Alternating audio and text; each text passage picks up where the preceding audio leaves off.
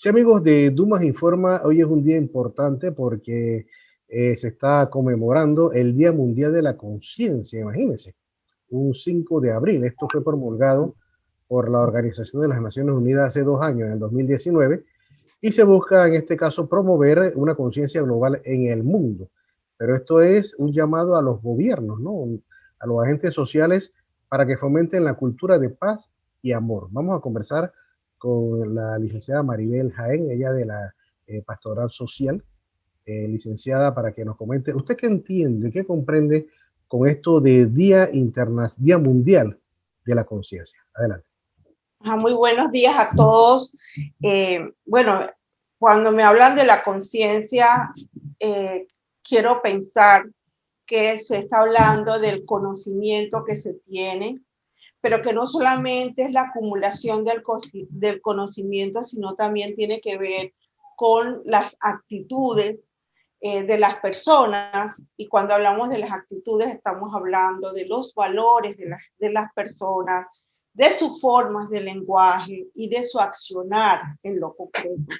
Cuando hablamos de la conciencia global, estamos hablando de la necesidad de que ese conocimiento esté cargado de valores fundamentales necesarios para la armonía, para la paz, para el cuidado y autocuidado de nuestro ambiente, de las personas y del mundo. Yo creo que un mundo que está roto, producto del egoísmo, de la indiferencia, de la guerra, del dinero, requiere una nueva conciencia que le permita su sobrevivencia.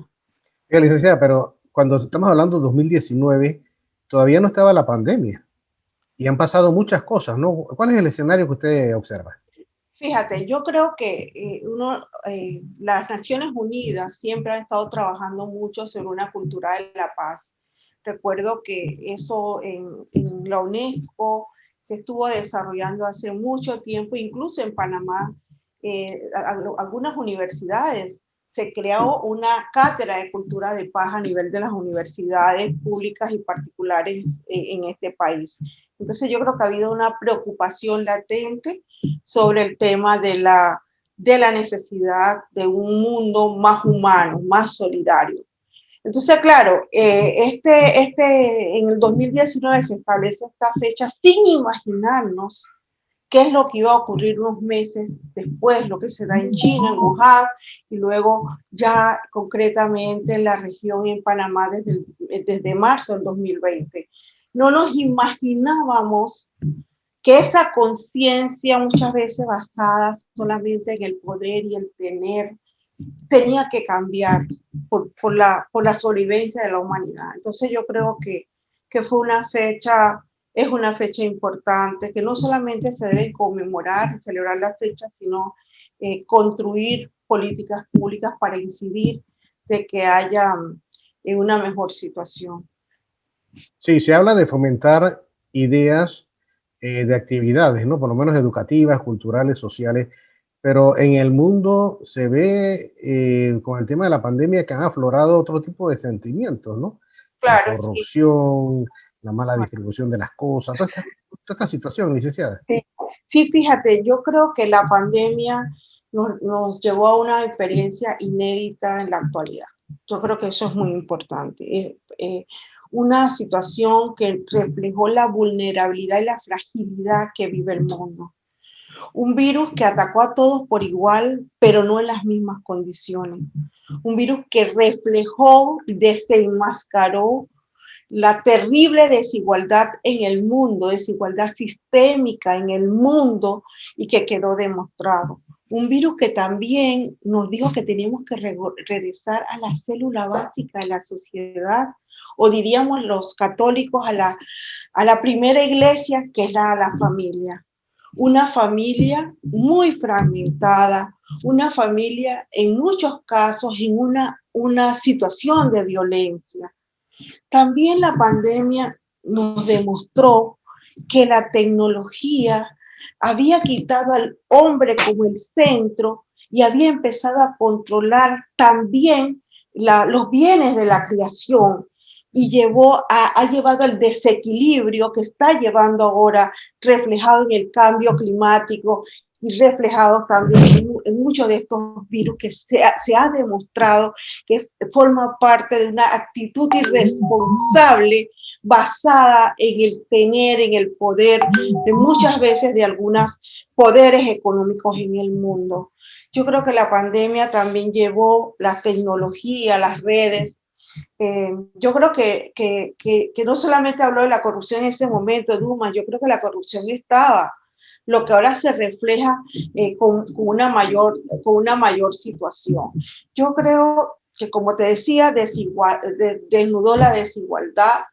Eh, y yo también creo que un elemento importante, Dumas, fíjate, en una sociedad donde el desarrollo de la tecnología llegaba a una velocidad donde todo se compraba y se vendía, también quedó demostrado, fíjate, que la salud no puede ser una mercancía, que la educación no podía ser una mercancía y no puede ser una mercancía, que el trabajo y los trabajadores no son mercancía. Y eso nos replanteaba a todos, nos ha replanteado al mundo de que nosotros, además de la crisis sanitaria, económica, social y política, porque también cuando hablamos de la política, la crisis nos encuentra con gobiernos muy débiles, con grandes debilidades institucionales, con falta de credibilidad, con temas de desgaste de los liderazgos políticos, con temas de no confianza por los temas de corrupción. Entonces